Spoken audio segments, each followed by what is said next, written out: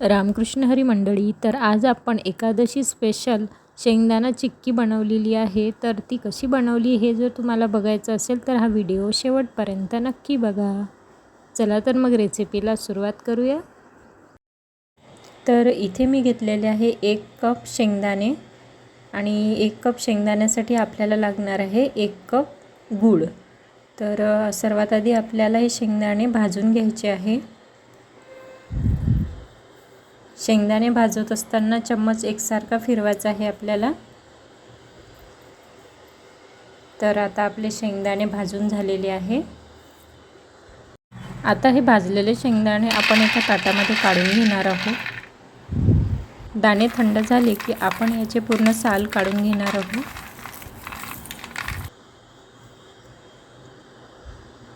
आता आपण हे दाणे एखाद्या चाळणीच्या साहाय्याने असे याचे साल वेगळे काढू शकतो किंवा या प्रकारे पाकडून सुद्धा आपण साल वेगळे करू शकतो.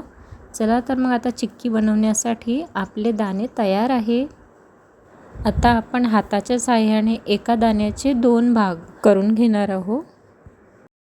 तर येथे मी सर्व दाण्यांचे 2 भाग करून घेतले. आता आपण कढईमध्ये 2 चम्मच तूप घालणार आहोत.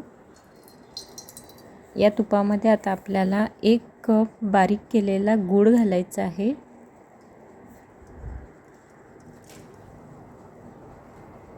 हा गूळ आपल्याला चांगल्या प्रकारे मिक्स करून घ्यायचा आहे या तुपामध्ये. आता आपण हा पाक झाला की नाही ते बघणार आहोत.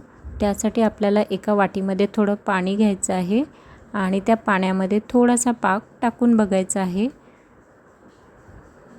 पाक जर आपल्या हाताला थोडा कडक लागला की समजून जा आपला पाक चिक्की बनवण्यासाठी तयार आहे.